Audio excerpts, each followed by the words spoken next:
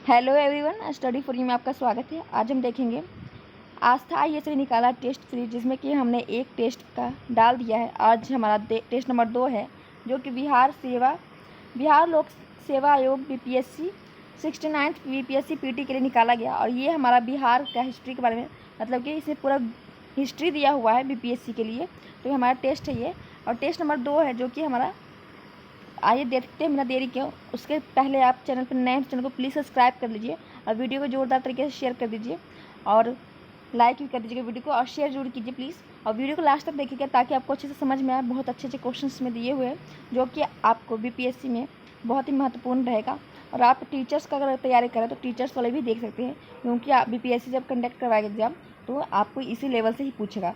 तो आइए बिना देरी का स्टार्ट करते हैं आज का फर्स्ट क्वेश्चन हमारा दिया है, निम्नलिखित में से कौन सा एक युग्म समुचित रूप से सुमेलित नहीं है।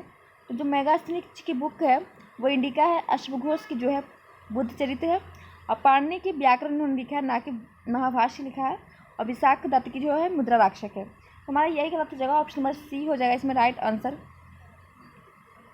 और चैनल को प्लीज़ सब्सक्राइब कर लीजिए, वीडियो को शेयर कर दीजिए जोरदार तरीके से, और वीडियो को लास्ट तक देखिएगा ताकि आपको अच्छे से समझ में आए, और आपको अच्छा लगे तो लाइक कर दीजिएगा वीडियो को। नेक्स्ट क्वेश्चन हमारा है, बौद्ध संगीतियों के 4 आयोजकों का सही क्रम क्या है। तो हमने आपको बताया था कि बौद्ध संगीति 4 हुई थी, जिसका हमने आपको ट्रिक दिया था राग पाक करके। तो जो पहला हमारा हुआ था, रा से राजगीर हो जाएगा, वा से वैशाली हो जाएगा, पा से पाटलिपुत्र हो जाएगा, का से कुंडनवन हो जाएगा। तो रब पाक हमने ट्रिक दिया है। तो ये हमारा 4 बौद्ध संगीतियाँ होती है। जो राजगीर का होता है पहला बौद्ध संगीति, ये आजाद शत्रु करवाते हैं बौद्ध भगवान की मृत्यु के बाद। दूसरा जो वैशाली में होता है वो काला शोक करवाते हैं, और फिर जो 100 साल के बुद्ध भगवान के 100 साल के बाद करवाते हैं, जो पहला बौद्ध संगीति होता है उसके ठीक 100 साल के बाद काला शोक करवाते हैं। फिर पाटलिपुत्र में होता है जिसका आयोजन अशोक करवाते हैं, और लास्ट वाला हमारा कुंडनवन में होता है जिसका आयोजन कनिष्क करवाते हैं। हमारा आजाद शत्रु काला शोक अशोक कनिष्क हो जाएगा इसमें राइट आंसर। तो हमारा इसमें ऑप्शन नंबर सी हो जाएगा का अजात शत्रु काला शोक अशोक कनिष्क। अजात शत्रु ने कहाँ किया था, तो राजगीर में किया था, काला शोक ने तो वहाँ से वैशाली, पास से पाटलिपुत्र में अशोक ने करा था, कनिष्क ने कहा से कुंडनवन। तो रब पाक करके हमने एक ट्रिक बनाया था। नेक्स्ट क्वेश्चन हमारा है, जैन धर्म श्वेतांबर एवं दिगंबर संप्रदायों में कब विभाजित हुआ था। तो जो जैन धर्म है इन्होंने ये दो संप्रदायों में बट जाते हैं, श्वेतांबर और दिगंबर। श्वेतांबर वो होते थे जो श्वेत वस्त्र धारण करते थे, और दिगंबर जो वो होते थे जो नग्न रहते थे। तो ये हमारा जो संप्रदाय में विभाजित हुआ वो चंद्रगुप्त मौर्य के समय में विभाजित हो गया था। तो ऑप्शन नंबर हमारा ए हो जाएगा राइट आंसर। नेक्स्ट क्वेश्चन हमारा है, निम्नलिखित में से किस दार्शनिक ग्रंथ का शाब्दिक अर्थ पास आना और बैठना होता है। तो उपनिषद में क्या कि गुरु के सामने समक्ष बैठ के ज्ञान प्राप्त करते थे, तो उसे ही कहते थे दार्शनिक ग्रंथ। तो हमारा ऑप्शन नंबर सी हो जाएगा, सॉरी ए हो जाएगा उपनिषद में क्या थे, गुरु के समक्ष बैठ के पास ज्ञान लेना। तो हमारा ऑप्शन नंबर ए हो जाएगा राइट आंसर। कलिंग नरेश खारवेल से संबंधित जानकारी कहाँ से प्राप्त होती है। जो खारवेल से संबंधित में जानकारी प्राप्त होती है वो हाथी गुफा अभिलेख से होती है। ऑप्शन नंबर हमारा ए हो जाएगा राइट आंसर। नेक्स्ट क्वेश्चन हमारा है, चोलों के निम्नलिखित में से प्रशासनिक इकाइयों का आरोही क्रम क्या है। तो चोलों के जो आरोही क्रम में से जाते हैं वो है मंडलम, फिर नाडु, फिर बालानाडु और कुर्रम। तो ऑप्शन हमारा बी हो जाएगा राइट आंसर। इसमें दिया गया है कि निम्नलिखित में से महाजनपदों की जो राजधानी है उसके बारे में कौन सा सत्य है। तो जो अंग की राजधानी थी वो चंपा थी, वत्स की राजधानी कौशाम्बी थी, अश्मक की जो राजधानी थी पोतन थी। तो हमारा तीनों सही मिलान है, तो ऑप्शन नंबर डी हो जाएगा राइट आंसर। तो अंग की राजधानी चंपा, वत्स की कौशाम्बी और अश्मक की पोतन, आप ध्यान रखिएगा। नेक्स्ट क्वेश्चन है, निम्नलिखित में से कौन सा एक युग्म सही सुमेलित नहीं है। तो रानी लघु शिलालेख जो कौशाम्बी की है वो अशोक की पत्नी कारुबाकी एवं पुत्र तोवर का उल्लेख है, तो ये हमारा सही हो जाएगा। धौली शिलालेख सारी प्रजा मेरे संतान है, ये बोलते हैं अशोक जी, तो ये भी हमारा सही हो जाएगा।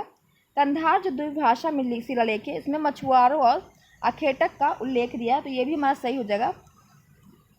भाबरू शिलालेख अशोक का नाम लिखता है, तो भाबरू में शिलालेख में अशोक का नहीं मिलता नाम, गुज्जर में जो हमारा होता है गुजराम, और मत्स्य जो शिलालेख है उसमें अशोक का नाम मिलता है। तो हमारा ऑप्शन नंबर डी हो जाएगा इसमें राइट आंसर।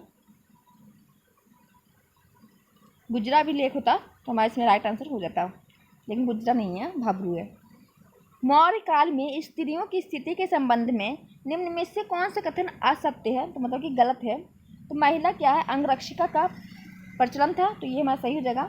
स्त्रियों को पुनः विवाह की अनुमति थी तथा नियोग प्रथा भी प्रचलित थी, तो यह हमारा सही है जाएगा। जो मौर्य काल में थे वो महिला अंगरक्षक होती थी और जो स्त्रियां उन्हें पुनः विवाह की अनुमति थी। वैश्यावृत्ति का प्रचलन नहीं था, तो ये गलत है। वैश्यावृत्ति का भी प्रचलन था उस समय और स्त्रियों को संपत्ति का अधिकार प्राप्त था, तो हमारा सी हो जाएगा इसमें राइट आंसर।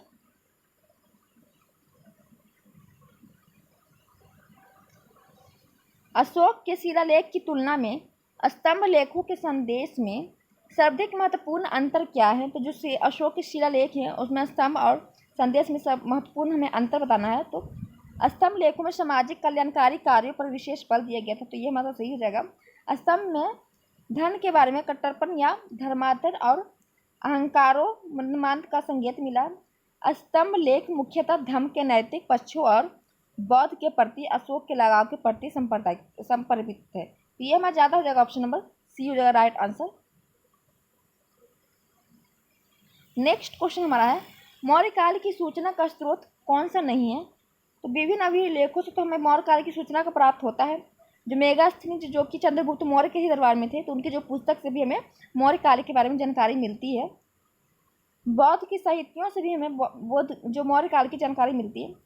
अशोक की जीवनी से हमें कोई जानकारी मौर्य काल की नहीं मिलती है, तो ऑप्शन हमारा डी हो जाए राइट आंसर। तो मौर्य काल की सूचना का स्रोत बोल रहा, तो सूचना हमें का स्रोत अशोक की जीवनी में नहीं है, तो ऑप्शन नंबर डी हो जाएगा राइट आंसर।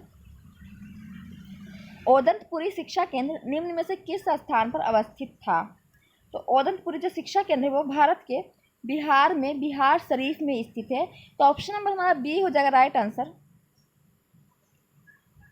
राजधानियों के बारे में हमें असत्य बताना है, तो कौन सी राजधानी गलत है, तो सातवाहन की जो राजधानी थी वो प्रतिष्ठान थी, कुषाण की मथुरा थी और मौर्य साम्राज्य की पाटलिपुत्र थी।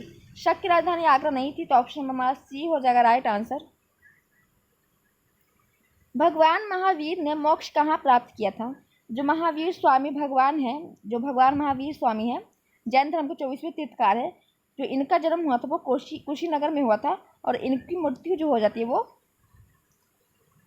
सर कुशीनगर में नहीं होता,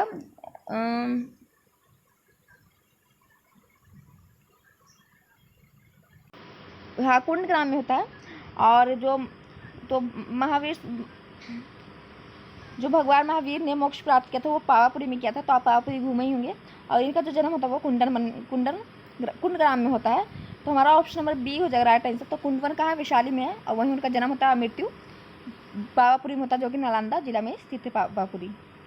नेक्स्ट क्वेश्चन हमारा है, विभिन्न प्रकार की मूर्तियाँ कला में प्रयुक्त पत्थर नहीं था, तो गंधार कला में धूसर पत्थर था, मथुरा कला में लाल पत्थर था, अरावली कला में श्वेत पत्थर था, पाल कला में काला पत्थर नहीं था, तो ऑप्शन नंबर हमारा यही डी हो जाएगा राइट आंसर।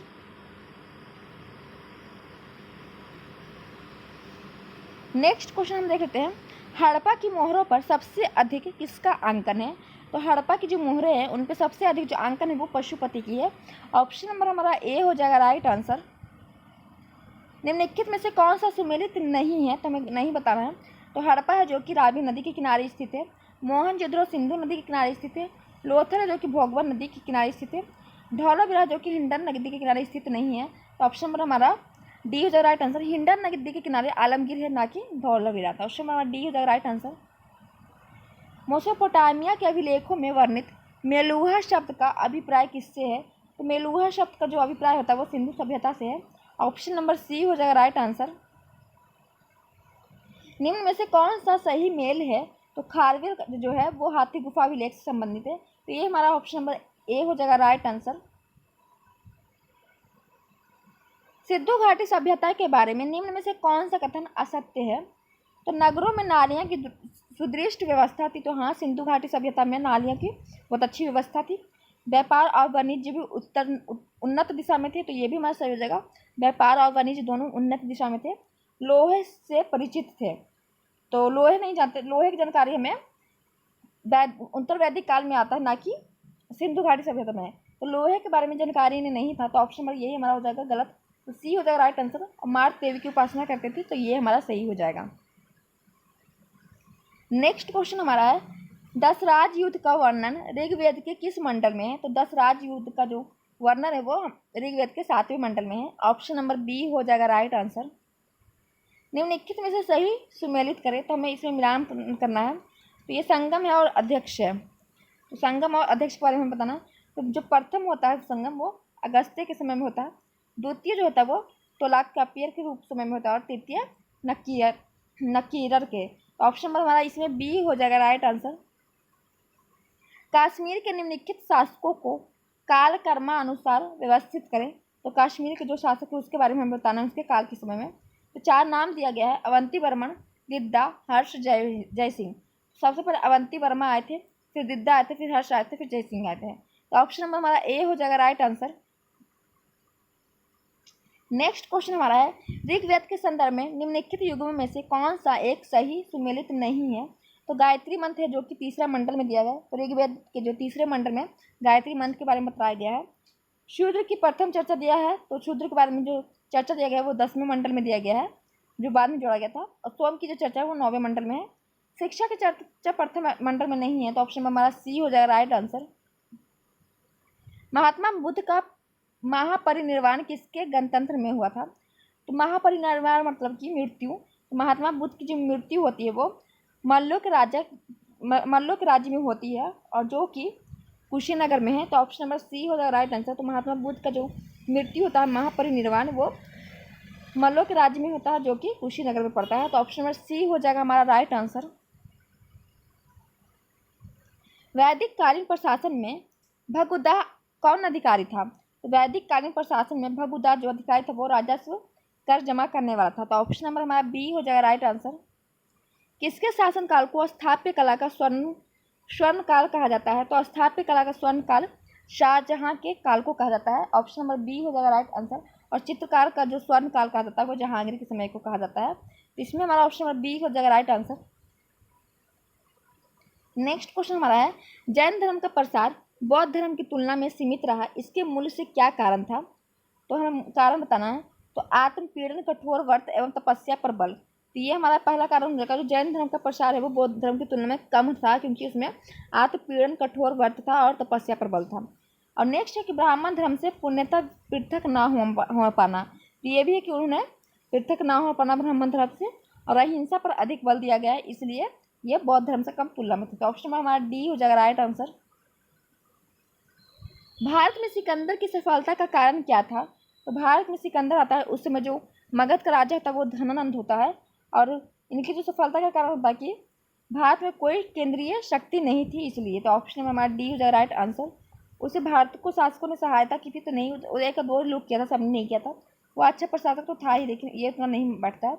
वह शक्तिशाली था, तो शक्तिशाली भी था, लेकिन ज़्यादातर ये बैठता है भारत का कोई केंद्रीय शक्ति नहीं था, इसलिए वो आके राज कर सका। राज तो नहीं किया, आके सिकंदर का आक्रमण हुआ और फिर वापस चल जाता है, फिर उनकी मृत्यु हो जाती है बेबीलोन में। नेक्स्ट क्वेश्चन हमारा है निम्नलिखित में से कौन सा कथन कुषाण वंश से संबंधित नहीं सही है? तो कुषाण वंश से हमें बताना है। तो कुषाण वंश का एक कनिष्क था जिसके समय में चौथी वाद संगीति होती है कुंडन वन में। तो इसमें हम देख लेते हैं कुषाण वंश से क्या संबंधित है। तो इसकी स्थापना कनिष्क ने की थी। तो कनिष्क ने नहीं इसकी स्थापना की थी, कुंडन इसकी जो स्थापना है कनिष्क नहीं करते हैं, तो ये हमारा गलत हो जाएगा। कनिष्क पहले योहिजी थे जिन्होंने युहेची समूह के विभाजन के बाद कुषाण साम्राज्य की स्थापना की थी।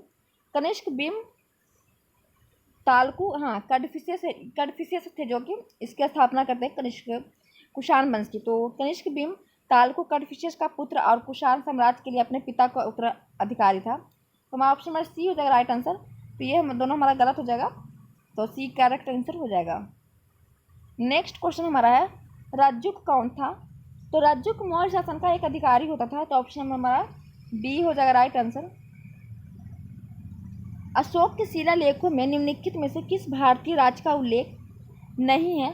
तो अशोक के शिलालेख में चेर, चोल और पांडे के बारे में दिया गया है, सातवाहन के बारे में नहीं दिया गया है। तो ऑप्शन नंबर हमारा ए हो जाएगा राइट आंसर। महावीर स्वामी ने अपना उपदेश किस भाषा में दिया था? तो महावीर स्वामी ने अपना उपदेश प्राकृतिक भाषा होना चाहिए, संस्कृत इसमें दिया गया। प्राकृतिक भाषा में दिया था, ऑप्शन नंबर हमारा बी होगा राइट आंसर।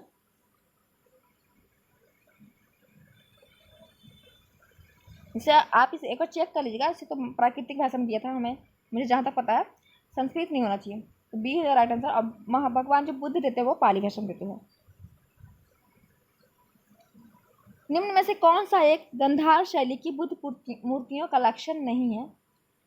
तो वे लगभग सदैव पद्मासन बैठे दर्शाए गए थे, वे कभी भी मुंडित सिर पर नहीं दर्शाए गए, वे सदैव अभय मुद्रा में दर्शाए गए थे। ये हमारा गलत हो जाएगा, ऑप्शन नंबर सी हो जाएगा राइट आंसर।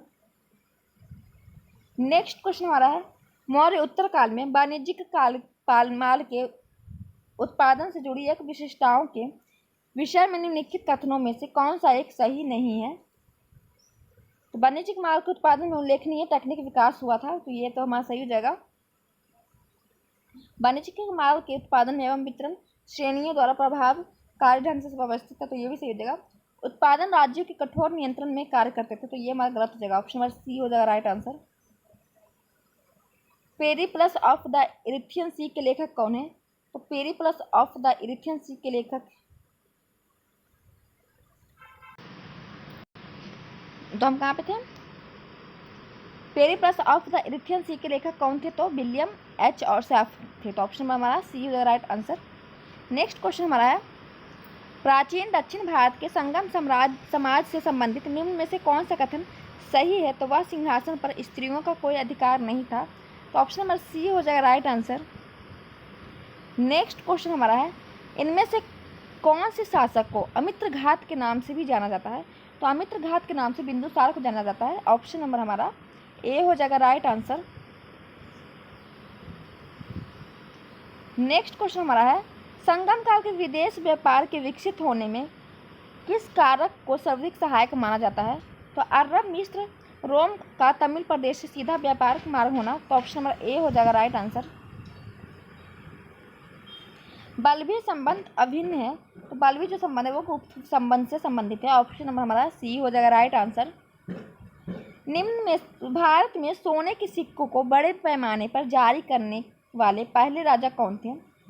पहले राजा भारत में सोने के सिक्के बड़े पैमाने पर जारी करने वाले पहले राजा कुषाण थे, तो ऑप्शन नंबर डी हो जाएगा राइट आंसर।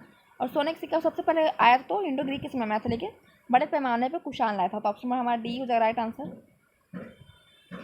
चीनी यात्री फाहियान ने भारत यात्रा के संबंध में निम्न में से कथनों में से कौन सा कथन एक सही नहीं दिया गया है? वह चंद्रगुप्त द्वितीय के शासनकाल में भारत आया था, तो ये हमारा सही है। जो फाहियान आता है वो चंद्रगुप्त द्वितीय के शासनकाल में भारत आता है, वह जल मार्ग से गया था, तो ये भी सही हो जाएगा। वह संपूर्ण भारत का भ्रमण कर वापस अपने देश स्थल मार्ग से गया, तो ये हमारा गलत हो जाएगा, ऑप्शन नंबर सी हो राइट आंसर। वो स्थल मार्ग से नहीं गया था, इसका उद्देश्य बौद्ध धर्म के पवित्र स्थानों की यात्रा करना था, तो ये हमारा सही हो जाएगा। नेक्स्ट क्वेश्चन हमारा है, तीन विभिन्न कालों अर्थात मौर्य काल, गुप्त काल और मुगल काल के शिलालेखों से युक्त एक स्तंभ कहाँ मिला है? तो इलाहाबाद के प्रयागराज से मिला है, ऑप्शन नंबर हमारा सी हो जाएगा राइट आंसर। गुप्त उत्तर काल में किसानों की बदहाली का मुख्य कारण क्या था?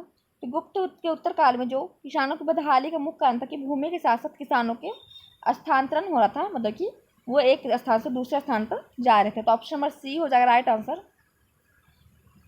कन्नौज के शासक हर्षवर्धन के दरबार में कवि बाणभट्ट द्वारा रचित उसकी जीवनी हरिश्चरित किस भाषा में है? जो हरिश्चरित है वो पाली भाषा में, ऑप्शन नंबर सी हो जाएगा राइट आंसर। और जो हर्षवर्धन के दरबारी कवि थे ये बाणभट्ट, तो इन्होंने ही हरिश्चरित्र लिखा है, तो ऑप्शन नंबर हमारा सी हो जाएगा राइट आंसर। निम्न में से वह कौन सी पुस्तक है जो मोहम्मद बिन कासिम द्वारा सिंध के अरब विजय के इतिहास के अरबी ग्रंथ का फारसी अनुवाद करता है? तो ये चंचनामा है, ऑप्शन नंबर बी हो जाएगा राइट आंसर। रिकॉर्डिंग तो हो रही है ना वीडियो, ये कहाँ पहुँच गया?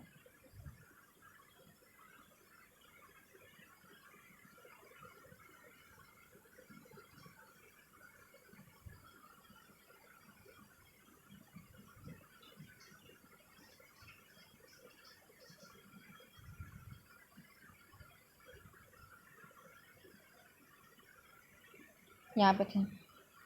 नेक्स्ट क्वेश्चन हमारा है, पाल वंश के शासक गोपाल की ख्याति का मुख्य कारण क्या था? तो पाल वंश के जो शासक थे वो गोपाल थे। उनकी मुख्य ख्याति कारण था कि वह जनता द्वारा निर्वाचित शासक था, ना कि अनुवांशिक आधार पर निर्धारित। तो ऑप्शन नंबर हमारा सी हो जाएगा राइट आंसर। चोल शासकों ने इस उद्देश्य से भूमि का विस्तृत मापन कराया था। जो चोल शासक थे उन्होंने भूमि का विस्तृत मापन कराया था सरकार के राजस्व विभाग को निश्चित करने हेतु। तो ऑप्शन नंबर बी हो जाएगा राइट आंसर।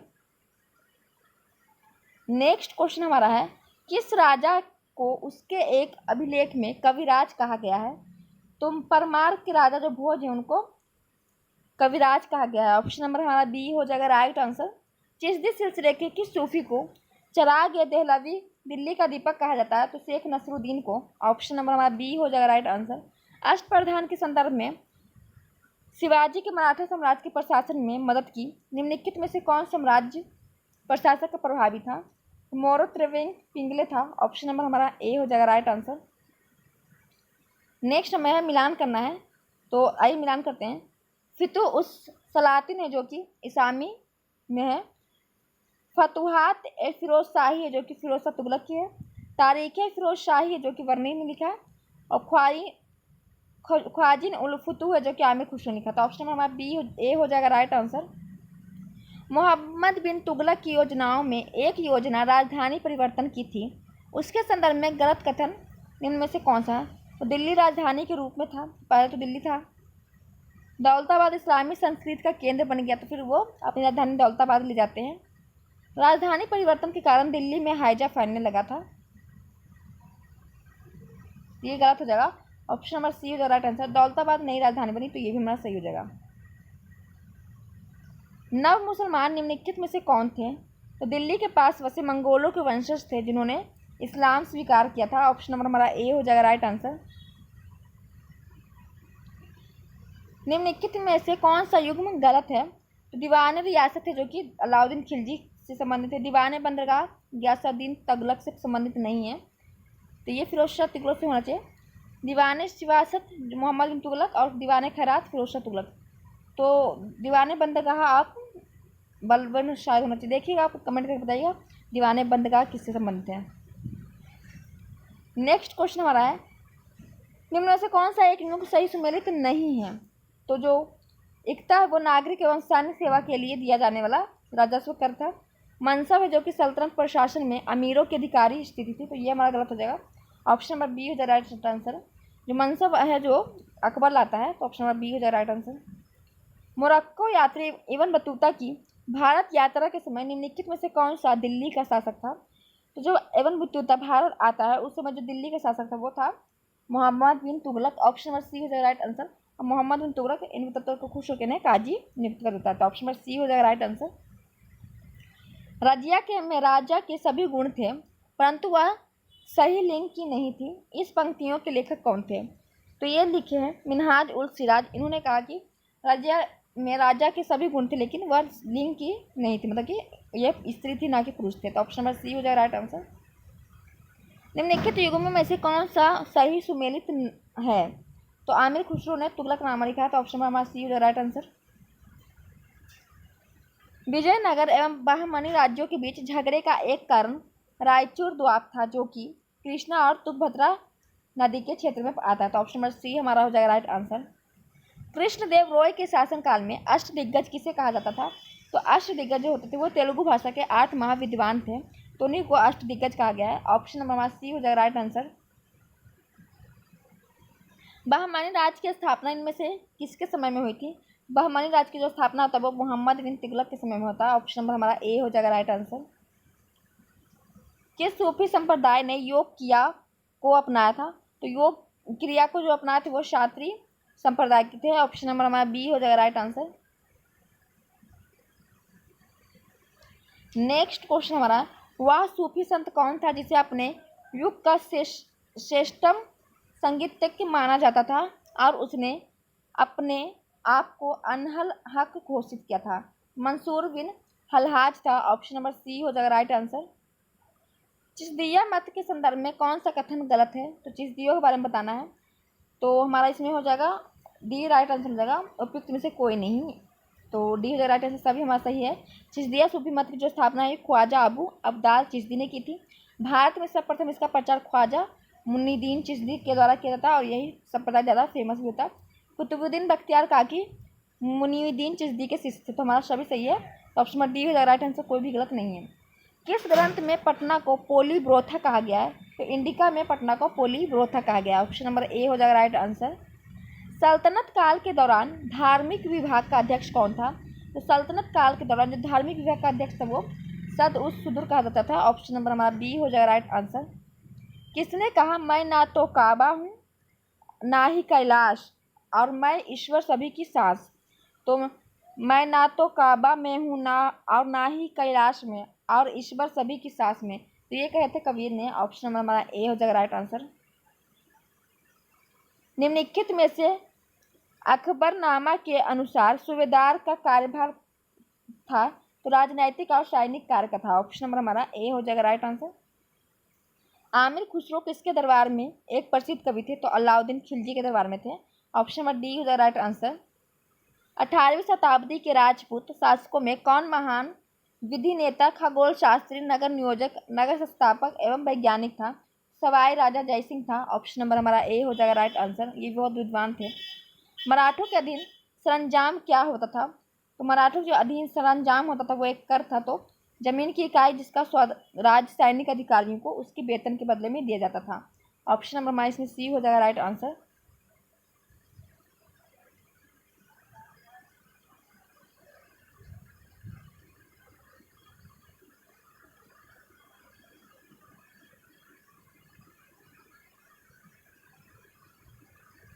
नेक्स्ट क्वेश्चन हमारा है अहमद शाह अब्दाली के भारत पर आक्रमण और पानीपत की तीसरी लड़ाई का तत्कालीन कारण क्या था? तो आपको पता है कि अहमद शाह अब्दाली और मराठों के बीच में पानीपत की तीसरी लड़ाई 1761 में होती है। तो इसका तत्कालीन कारण क्या था? वह मराठों एवं लाहौर से अपने वायसराय तैमूर शाह के निष्कासन का बदला लेना चाहता था। ऑप्शन नंबर हमारा ए हो जाएगा राइट आंसर। मोडी लिपि का प्रयोग किसके अभिलेखों में किया गया है?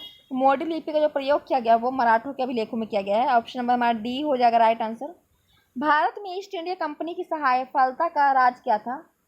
तो राजा भारत में राष्ट्रीय भावना की कमी थी, तो ये हमारा सही है। राष्ट्रीय भावना की भारत में कमी होने के कारण ईस्ट इंडिया कंपनी सफल हुई। कंपनी की सेना को पश्चिमी परीक्षण मिला हुआ था, तो ये भी सही है। वो पश्चिमी परीक्षण से बहुत ही योग्य बन गए थे।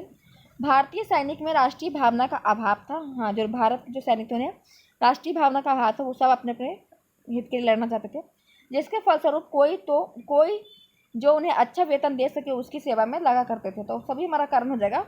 ऑप्शन नंबर डी हो जाएगा राइट आंसर। दिल्ली सल्तनत के किस वंश ने सबसे कम समय तक शासन किया था?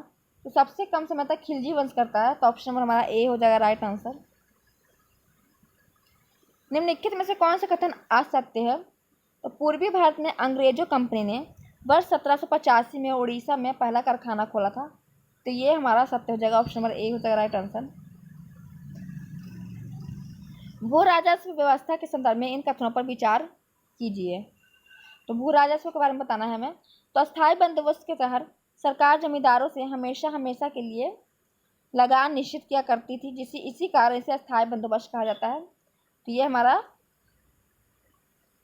सही हो जाएगा। रैयतवाड़ी व्यवस्था के तहत सरकार ने रैयतों से लगान निश्चित किया, इसी कारण इसे रैयतवाड़ी व्यवस्था कहा जाता है। तो ये भी सही है। महलवाड़ी व्यवस्था के तहत प्रत्येक खेत के आधार पर भू राजस्व निर्धारित नहीं किया जाता था, बल्कि प्रत्येक महल मतलब जागीर का एक भाग के अनुसार निश्चित किया जाता था, इसलिए यह व्यवस्था महलवाड़ी कहलाती है। तो सभी हमारा सही हो जाएगा। डी हो जाएगा राइट आंसर। भारत में मुस्लिम शक्ति किस युद्ध द्वारा स्थापित हुई थी? तो पानीपत का द्वितीय युद्ध 1556 में होता है।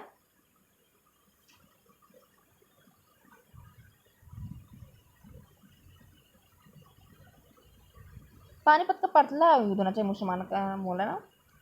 इसमें हमारा ऑप्शन नंबर ए होना चाहिए। जो हमारा मुस्लिम शक्ति आती है, जो कि जैसे कि बाबर आते हैं, तो 1526 में पानीपत की प्रथम लड़ाई होती है। और उस समय क्या होता है, जो मुस्लिम शक्ति क्या है स्थापित हो जाती है बाबर के समय से। तो हमारा ऑप्शन नंबर सी हो जाएगा इसमें राइट आंसर, ना कि डी होगा, क्योंकि पानीपत का जो द्वितीय युद्ध होता है वो अकबर और हेमू के बीच होता है। तो ये हमारा नहीं होगा। पानीपत का जो प्रथम लड़ाई होता है वो बाबर और इब्राहिम लोदी के बीच होता है, और बाबर की पानीपत के बाद ही क्या करते वो मुस्लिम शक्ति का स्थापित हो जाता। तो ऑप्शन नंबर हमारा सी हो जाएगा राइट आंसर। निम्नलिखित में से किस मध्यकालीन शासक ने सार्वजनिक वितरण प्रणाली की शुरुआत करने वाला सुल्तान कौन था? तो ये था अलाउद्दीन खिलजी। ऑप्शन नंबर हमारा बी हो जाएगा राइट आंसर। फिरोज शाह तुगलक द्वारा अपने साधर्मवादियों की सहानुभूति और सहयोग जीतने के लिए लिखा गया एक राजनीतिक पत्र निम्न में से कौन है? तो फितूहत ए फिरोज शाही है। ऑप्शन नंबर सी हो जाएगा राइट आंसर। दिल्ली सल्तनत काल के दौरान निर्मित कौन सा स्मारक गुंबद, महराब, सैलाब और बीम के संश्लेषण का बेहतरीन उदाहरण था? तो लोडी गार्डन था। ऑप्शन नंबर हमारा बी हो जाएगा राइट आंसर, लोडी गार्डन। 8वीं और 12वीं शताब्दी के बीच की अवधि के संबंध में निम्नलिखित में से कौन सा कथन सही है? तो भारत में किसी प्रभावी केंद्रीय प्राधिकरण का अभाव था। इसे सल्तनत पूर्व युग भी कहा जाता है। इसने असंख्य साम्राज्य वृद्धि की देखी जो कि प्रकट हुए और गायब हो गए। तो हमारा सही हो जाएगा सभी, राइट आंसर हो जाएगा डी। निम्नलिखित में से कौन सा सुमेलित है? तो हुमायूं नामक लिखती है उनकी बहन गुलबदन बेगम, ये सही है। अकबर का जो अकबरनामा लिखते हैं वो अबुल फजल लिखते हैं, ये भी सही हो जाएगा। तारीख फरिश्ता लिखते हैं मोहम्मद कासिम फरिश्ता। तो सभी हमारा सही है, ऑप्शन नंबर डी हो जाएगा राइट आंसर। निम्नलिखित में से कौन विजयनगर के विरुद्ध बने दक्षिण राज्यों के संघ में शामिल था? तो बीजापुर, अहमदनगर, गोलकुंडा सभी थे। ऑप्शन नंबर हमारा डी हो जाएगा राइट आंसर। निम्नलिखित में से कौन सा सही क्रम है? तो पहले गुलाम वंश आया, फिर खिलजी वंश, फिर तुगलक वंश, फिर लोधी वंश। तो ऑप्शन नंबर डी हमारा हो जाएगा राइट आंसर। तो फर्स्ट चलना पड़ेगा क्योंकि 150 क्वेश्चन इसमें दिए गए हैं। अब्दुल कादिर बदायूनी, नकीब खाना और थानेश्वर किसके दरबार में थे? तो अकबर के दरबार में थे। ऑप्शन नंबर हमारा ए हो जाएगा राइट आंसर। निम्नलिखित में से कौन सा व्यक्ति पत्रकारिता के लिए ब्रिटिश सरकार द्वारा सजा पाने वाले पहले भारतीय थे? तो बाल गंगाधर तिलक थे। ऑप्शन नंबर बी हो जाएगा राइट आंसर। दिल्ली में मुगल सम्राट की पत्नी ने अंग्रेजों को सूचना देकर विद्रोहियों को योजना असफल कर दिया। उसका नाम क्या था? तो जीनत महल था, जो कि था 57 में अंग्रेजों को सूचना दे देती है डर से। तो ऑप्शन नंबर बी हो जाएगा राइट आंसर हमारा। अवध में विद्रोह फूटा इसलिए नहीं कि उसे प्रदेश का विलय किया, अपंतु इसलिए कि तालुकोदारों के साथ बहुत कठोर व्यवहार किया जाता था। तो टी.आर. होम्स ने बोला है। तो ऑप्शन नंबर हमारा बी हो जाएगा राइट आंसर। जब मोहम्मद गौरी ने सोमनाथ मंदिर पर आक्रमण किया तब गुजरात का शासक कौन था? तो भीम देव था। ऑप्शन नंबर हमारा डी हो जाएगा राइट आंसर। भारत में थियोसॉफिकल सोसाइटी की सफलता मुख्यतः थी तो एनी बेसेंट के कारण थी। ऑप्शन नंबर सी हो जाएगा राइट आंसर। सिलहट जो कि बांग्लादेश में असिस्टेंट मजिस्ट्रेट के पद पर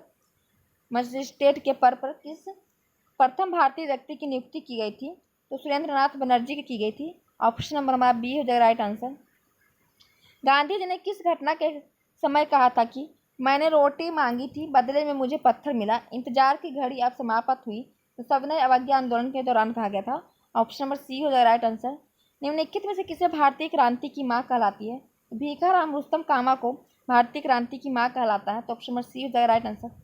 कांग्रेस के किस अधिवेशन में गांधी जी को काला झंडा दिखाया गया तथा गांधी जी वापस जाओ का नारा लगाया गया था? तो कराची अधिवेशन में। ऑप्शन नंबर ए हो जाएगा राइट आंसर। जलियांवाला बाग हत्याकांड के विरोध में किसने वायसराय को कार्यकारिणी से इस्तीफा दे दिया था? तो शंकरन नायर ने दे दिया था। ऑप्शन नंबर हमारा ए हो जाएगा राइट आंसर।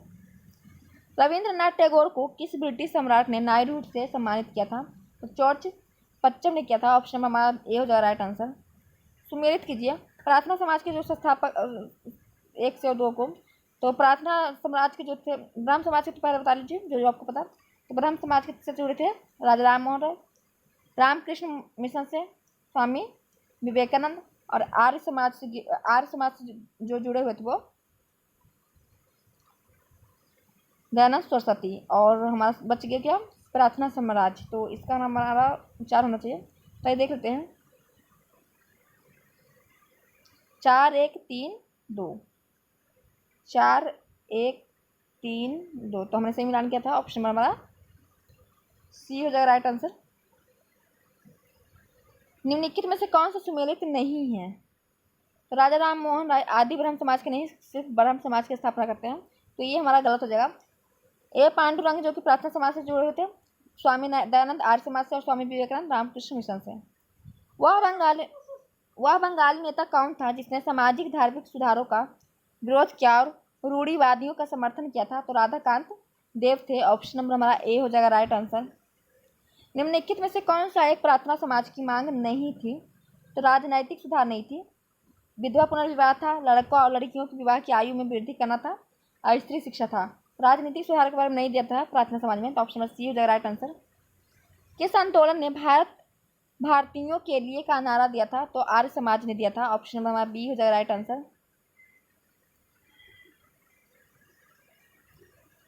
एनी बेसेंट से संबंधित निम्नलिखित कथनों में से कौन सा कथन सही है? उन्होंने बनारस में सेंट्रल हिंदू कॉलेज की स्थापना की, तो ये हमारा सही हो जाएगा। जो सेंट्रल हिंदू कॉलेज है बनारस में, उन्होंने स्थापना की। इन्होंने होम रूल लीग की संगठित किया, तो ये भी सही है, इन्होंने होम रूल लीग की संगठित किया था। उन्होंने भारत में थियोसॉफिकल आंदोलन को प्रारंभ किया था, तो सभी हमारा सही हो जाएगा। 1, 2, 3 हो जाएगा राइट आंसर। स्वतंत्रता पूर्व अवधि में ब्रिटिश सरकार द्वारा भारत में आधुनिक शिक्षा के प्रसार का मुख्य उद्देश्य क्या था? तो छोटे प्रशासनिक पदों पर नियुक्त होते शिक्षित भारतीयों की आवश्यकता। तो ऑप्शन हमारा ए हो जाएगा राइट आंसर।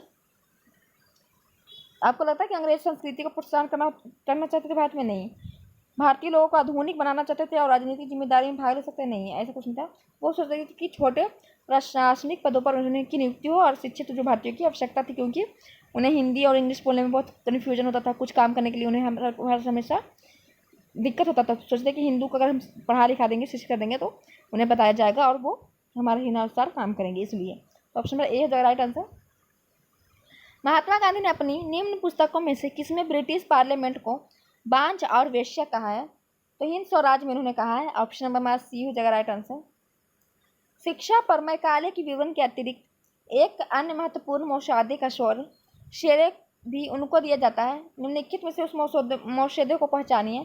तो भारतीय दंड संहिता की मसौदा था। ऑप्शन नंबर ए हो जाएगा राइट आंसर। निम्नलिखित कथनों में से कौन सा कथन सही नहीं है?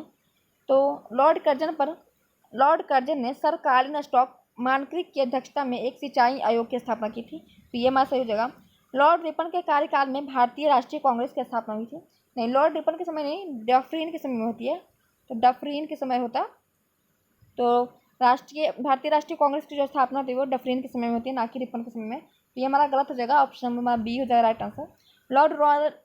लॉर्ड लॉरेंस के समय में 1865 में भारत एवं यूरोप के बीच समुद्री टेलीग्राफ शुरू हुआ था, तो ये हमारा सही हो जाएगा। फ्लोरेंस नाइटिंगेल ने लॉर्ड रिपन को भारत के उदारक की संज्ञा दी थी, तो ये भी हमारा सही हो जाएगा। तो ऑप्शन हमारा बी हो जाएगा राइट आंसर। निम्नलिखित में से किसका सुमेलित नहीं है? तो लॉर्ड कॉर्नवालिस जो कि स्थायी बंदोबस्त से संबंधित है, लॉर्ड ब्लेजली सहायक संधि से संबंधित है, लॉर्ड कैनिंग स्थानीय स्वशासन से संबंधित है, तो नहीं, लॉर्ड कैनिंग स्थानीय स्वशासन से संबंधित नहीं है। लॉर्ड कैनिंग पहले वायसराय थे और इनके समय में 1857 की क्रांति होती है। और लॉर्ड डलहौजी है जो कि हड़प नीति से संबंधित है। तो ऑप्शन नंबर हमारा डी हो जाएगा राइट आंसर। स्थानीय स्वशासन से संबंधित है वो लॉर्ड रिपन थे, तो हमारा इसमें ऑप्शन नंबर हो जाएगा सी गलत है, तो राइट आंसर सी हो जाएगा। और लॉर्ड कैनिंग है जो कि 1857 क्रांति के समय में ये गवर्नर जनरल थे और इन्हीं को फिर 1858 में वायसराय बनाया गया था, भारत का पहला वायसराय। नेक्स्ट क्वेश्चन हमारा है, प्रथम भारतीय जिन्होंने स्वाधीन भारत में गवर्नर जनरल का पदभार ग्रहण किया था। तो ये जो प्रथम भारतीय थे जो पहले गवर्नर जनरल और अंतिम गवर्नर जनरल भी बनते, वो सी गोपालाचारी थे। ऑप्शन नंबर बी हो जाएगा राइट आंसर। निम्न कथनों में से कौन सा कथन सही नहीं है? लॉर्ड होस्टिंग के समय में श्वेत सैनिक विद्रोह हुआ था, तो ये हमारा गलत हो जाएगा। लॉर्ड क्लाइव ने सोसाइटी ऑफ ट्रेड की स्थापना की थी, तो ये सही हो जाएगा।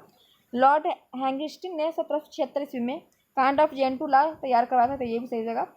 1784 में विलियम जोन्स ने बंगाल एशियोटिक सोसाइटी की स्थापना की, तो ये भी सही हो जाएगा। तो हमारा गलत क्या है? तो बी हो जाएगा राइट आंसर। डलहौजी को आधुनिक भारत का निर्माता माना जाता है।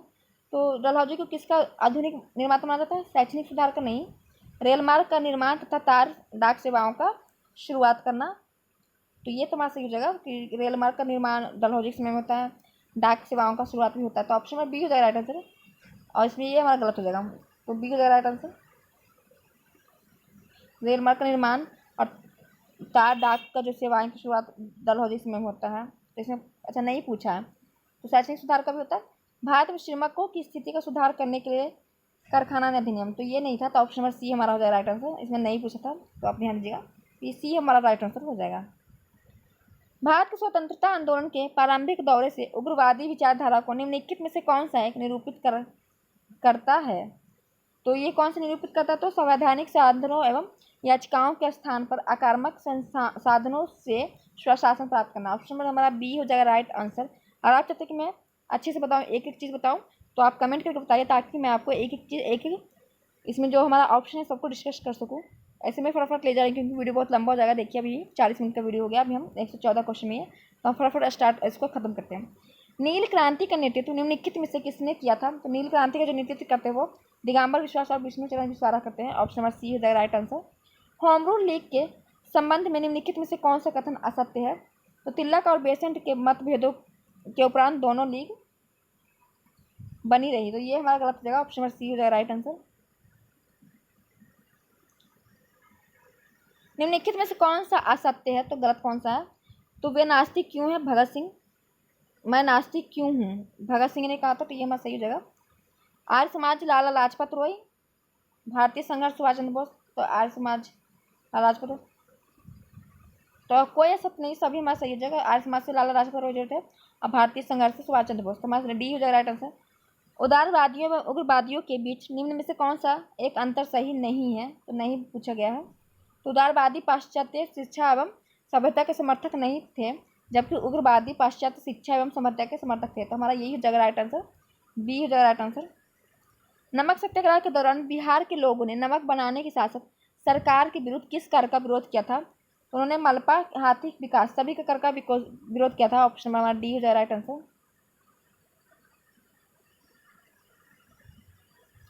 उपयुक्त से कोई नहीं माना हो जाएगा, सॉरी, डी हो जाएगा राइट आंसर। श्री कृष्ण सिंह द्वारा गठित बिहार की निर्वाचित सरकार ने फरवरी 1938 में किस कारण से इस्तीफा दे दिया था? तो श्री कृष्ण सिंह द्वारा बिहार की निर्वाचित सरकार ने 1938 में इस्तीफा इसलिए दिया था कि राजनीतिक कैदियों को छोड़ने के लिए, तो ऑप्शन नंबर सी हो जाएगा राइट आंसर। बिहार के मैंने ये सब पढ़ाया हुआ है, तो आप बिहार के जाके देखिए, जो हमारा दिया है, जो हमारा इम्तियाज सर का जो बुक है उसमें दिया गया, तो आप जाके उसे जरूर देखिए। इम्तियाज अहमद का हम बिहार स्पेशल करवा रहे हैं, तो उसमें ये सारे क्वेश्चन हमने करवाए हैं बिहार स्पेशल से। असहयोग आंदोलन के दौरान किसने बिहार में किसानों की अगुवाई की थी? तो स्वामी विद्यानंद ने की थी। ऑप्शन नंबर बी हो जाएगा राइट आंसर।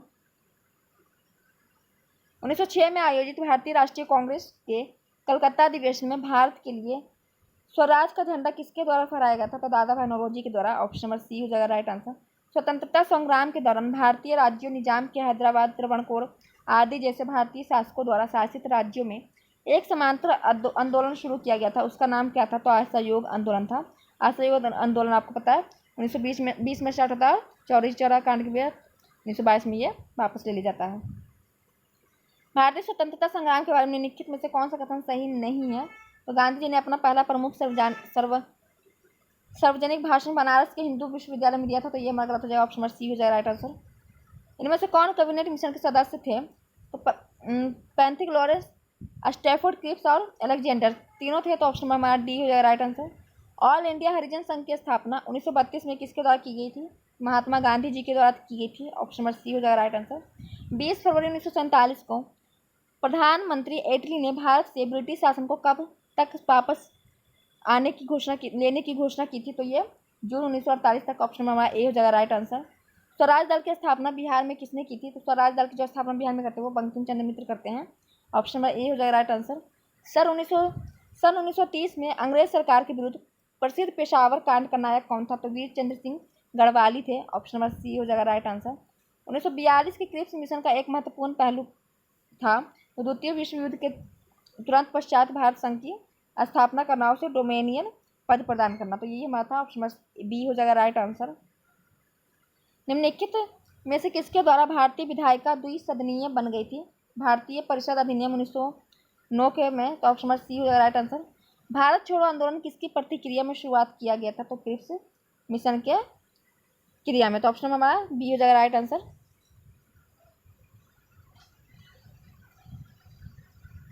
इनमें से किस एक्ट को बिना वकील, बिना दलील तथा बिना अपील का कानून कहा जाता है? तो ये नहीं पता होगा तो आपको और क्या ही पता होगा।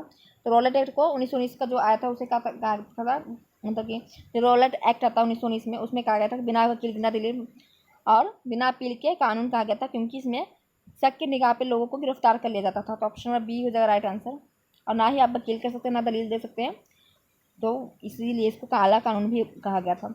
नेक्स्ट क्वेश्चन हमारा मिलान करना। तो जो लाहौर का 1929 का अधिवेशन था उससे क्या संबंधित था? तो पूर्ण स्वराज की मांग था। मद्रास का 1927 का अधिवेशन किससे संबंधित था? तो इसमें मतलब कि दिया हुआ है, इसमें बताना कि कौन सा ये कौन गलत है। तो लाहौर का अधिवेशन पूर्ण स्वराज था। मद्रास में 1927 का जो पूर्ण स्वतंत्रता की मांग की गई थी इसमें सही हमारा है।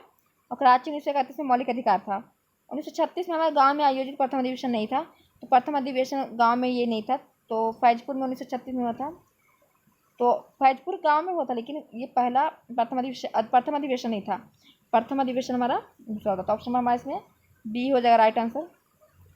घनश्याम दास बिरला, अम्बाला शराबाई तथा बालचंद्र हीराचंद में कौन सी बात समान थी? तो वे भारतीय उद्योगपति थे। ऑप्शन हमारा बी हो जाएगा राइट आंसर। भारत सरकार अधिनियम 1919 ने निम्नलिखित में से किसको स्पष्ट रूप से परिभाषित किया था? तो केंद्रीय एवं प्रांतीय सरकारों की अधिकारिता। ऑप्शन नंबर बी हो जाएगा राइट आंसर। नेक्स्ट हमारा मिलान करना है। तो लॉर्ड डलहौजी के समय में क्या हुआ था? तो भारत में रेलवे की शुरुआत हुई थी। लॉर्ड मेयो के समय में क्या हुआ था? तो भारत में नियमित जनगणना। और लॉर्ड कर्जन के समय में क्या हुआ था? बंगाल का विभाजन हुआ था। और लॉर्ड लिटन के समय में दिल्ली दरबार। तो हमारा इसमें क्या हो जाएगा? 1 4 3 2, 1 4 3 2 हो जाएगा। 1 4 3 2 हमारा डी हो जाएगा राइट आंसर। यहाँ लास्ट पेज होना चाहिए। 1793 के चिरस्थायी बंदोबस्त के निम्नलिखित लक्षणों में से कौन सा कथन सही है? तो आइए देख लेते हैं। तो चिरस्थायी बंदोबस्त में भू स्वामित्व अधिकार जमींदारों में निहित था। और नेक्स्ट हमारा इसमें है कि जमींदारों को एक विशिष्ट विधि तथा लगान को एक निर्धारित रकम जमा करनी होती थी। ऑप्शन हमारा बी हो जाएगा राइट आंसर। नेक्स्ट क्वेश्चन हमारा 1927 में कांग्रेस ने साइमन कमीशन के बाइकॉट को लेकर किसके सभापति के अंतर्गत निर्णय लिया था? तो एम ए अंसारी के में। तो ऑप्शन हमारा सी हो जाएगा राइट आंसर। किस गवर्नर जनरल के समय में भारतीय भाषा प्रसार अधिकार अधिनियम समाप्त कर दिया गया था? तो लॉर्ड रिपन के समय में। और इल्बर्ट बीट भी लॉर्ड रिपन के समय में आता है। ऑप्शन हमारा ए हो जाएगा राइट आंसर। स्थानीय स्वशासन का जनक भी लॉर्ड रिपन को कहा जाता है। निम्नलिखित में से किसे भारतीय राष्ट्रीय कांग्रेस के कराची अधिवेशन को महात्मा गांधी की लोकप्रियता और प्रतिष्ठा का शिकार माना गया था? तो सरदार वल्लभ भाई पटेल ने। ऑप्शन नंबर सी हो जाएगा राइट आंसर। वर्ष 1907 में सूरत आयोजित कांग्रेस के वार्षिक अधिवेशन में कांग्रेस के विभाजन की तत्कालीन वजह क्या थी? उदारवादियों और उग्रवादियों के अध्यक्ष पद को लेकर विवाद था। ऑप्शन नंबर सी हो जाएगा राइट आंसर। भारत के स्वतंत्रता आंदोलन का निम्नलिखित में से कालानुक्रम क्या है? तो पहले हमारा 1920 में होता है असहयोग आंदोलन। 1930 में होता है सविनय अवज्ञा आंदोलन। भारत छोड़ो आंदोलन हमारा 1942 में होता है। तो हमारा 20, 30, 42 हो जाएगा। तो ऑप्शन नंबर बी हो जाएगा राइट आंसर।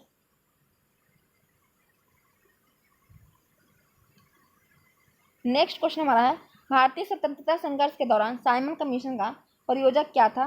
तो डोमेनियन स्टेट के ढांचे के अंतर्गत भारत के लिए संविधान ढांचा तैयार करना। ऑप्शन नंबर हमारा डी हो जाएगा राइट आंसर। गांधी जी ने भारत में अपनी राजनीतिक गतिविधियों का प्रारंभ कहाँ से किया था? तो चंपारण से किया था। 1917 में चंपारण से राजकुमार शुक्ल ने इन्हें आमंत्रित किया था 1916 के अधिवेशन में, जो हमारा 1916 में होता है लखनऊ अधिवेशन। उसी में इनको राजकुमार शुक्ल जी इन्हें आमंत्रित करते हैं और यह 1917 में सत्याग्रह करते हैं और इनका प्रथम यह सत्याग्रह था। तो ऑप्शन नंबर सी हो जाएगा राइट आंसर। निम्नलिखित में से किसने गांधी इरविन समझौते में महात्मा गांधी के लाभ को सत्वाना पुरस्कार कहा था? तो एलन कैम्पबेल जॉनसन ने कहा था। ऑप्शन नंबर डी हो जाएगा राइट आंसर। संविधान सभा जिसने भारतीय संविधान का निर्माण किया वह गठन किया था वो कौन थे? तो कैबिनेट मिशन के प्लान के अंतर्गत। ऑप्शन नंबर सी हो जाएगा राइट आंसर। काफ़ी संख्या में लोग अमृतसर के जलियांवाला बाग में 13 अप्रैल 1919 को एकत्रित हुए थे गिरफ्तारी के विरोध में। तो डॉक्टर सैफुद्दीन किचलू और डॉक्टर सत्यपाल के विरोध में इन्होंने अमृतसर के जलियांवाला बाग में इकट्ठे होते हैं और वहाँ पे ओडायर जो है इन पर गोलियां चला देता है और काफ़ी लोगों की मृत्यु हो जाती है। तो हमारा ऑप्शन इसमें सी हो जाएगा राइट आंसर। ये जो कांड होता है हमारा 1919 में वो जलियांवाला बाग वो अमृतसर में होता है। इंडियन ओपिनियन पत्रिका के प्रथम संपादक कौन थे? तो इंडियन ओपिनियन पत्रिका के जो प्रथम संपादक थे वो मनसुख लाल नजर थे। ऑप्शन नंबर डी हो जाएगा राइट आंसर। भारतीय राष्ट्रीय कांग्रेस की पहली महिला अध्यक्ष कौन थी? तो पहली महिला अध्यक्ष पूछे तो एनी बेसेंट हो जाएगी, और पहली भारतीय महिला पूछे तो सरोजिनी नायडू हो जाएगी। तो ये जो हमारी 1917 में एनी बेसेंट अध्यक्ष बनती है, और इन्होंने कलकत्ता अधिवेशन किया था 1917 में। तो ऑप्शन नंबर सी हो जाएगा राइट आंसर। निम्न घटनाओं में से उसके कालानुक्रम व्यवस्थित कीजिए और नीचे दिए गए कोड का सही चयन कीजिए। तो हमारा इसमें हो जाएगा, पहले बूट्स डिस्पैच हुआ था, फिर हंटर आयोग, फिर हमारा सेंटर आयोग, और फिर सार्जेंट योजना। तो ऑप्शन नंबर डी हो जाएगा राइट आंसर। काफ़ी टाइम हो गया है, एकदम 50 मिनट हो गया है, 1 घंटा से पहले हमें इसे ख़त्म करना। तो हमारा ख़त्म हो गया ये हमारा व्याख्या। तो आपको हम PDF टेलीग्राम चैनल पर दे देंगे, टेलीग्राम चैनल पे इसका लिंक डिस्क्रिप्शन बॉक्स में दे दिया गया। तो आपको ये सारा PDF इसमें मिल जाएगा। इसमें आपको पूरा व्याख्या सहित बताया गया है कब क्या हुआ था, नहीं हुआ था, हर चीज़ डिटेल्स में दिया गया। तो आप इसे देख लेंगे, आपको बहुत ही फायदेमंद होगा। कब क्या हो, देखिए इसमें महाजनपद की राजधानी हमने 3 ही बताया था इसमें, लेकिन इसमें पूरा 16 महाजनपद की राजधानी वगैरह दी हुई है। तो आप देख सकते हैं इसे बहुत अच्छे बेहतरीन तरीके से, और आखिर बहुत ही अच्छा है। मुझे तो लगता है आपको इस वीडियो में बने रहना चाहिए और शेयर करना चाहिए ज़्यादा से ज़्यादा, आपको बहुत ही फ़ायदेमंद होगा। तो आप देख सकते हैं इसमें जो हमारा जो पीछे देखिए हमारा गलत था ना कि ज्ञान भगवान के बारे में कि कौन सी भाषा में इन्होंने ज्ञान दिया था। तो 35 नंबर क्वेश्चन था हमारा शायद। तो उसमें आप देख सकते हैं इसमें सही से बताया गया है कि वो प्राकृतिक भाषा ने अपना उपदेश दिए थे। ये देखिए महावीर स्वामी ने अपना उपदेश प्राकृतिक भाषा में दिया था तथा प्रथम उपदेश राजगीर के विपुचल पहाड़ियों पर दिया था। तो इसमें पूरा डिटेल्स में दिया गया है। तो आप अगर आपको क्वेश्चन में कन्फ्यूजन लगता है तो आप इसमें आके डिटेल्स में जाके देख सकते हैं। तो आपको इसमें समझ में आ जाएगा कि डिटेल्स में हमारा सब सही है। और आपको वीडियो कैसा कमेंट करके जरूर बताएगा। चैनल पर नए चैनल को प्लीज़ सब्सक्राइब कर लीजिए, वीडियो को शेयर और लाइक कर लीजिए। फिर मेरे नेक्स्ट वीडियो में आपके लिए बहुत बेहतरीन तरीके से हम तैयारी करवा रहे हैं। आपको भी PSC निकालना, तो प्लीज़ हमारे चैनल में बने रहिए और शेयर कीजिए जोरदार तरीके से। फिर हम एडुटेरिया का टेस्ट भी लाएंगे, और फिर हम आपको बेहतरीन तरीके से आपको पढ़ाई जा रही है। आपको करंट अफेयर्स का भी दिया जा रहा है 6 मंथ का, जो कि आपके लिए बहुत महत्वपूर्ण होगा।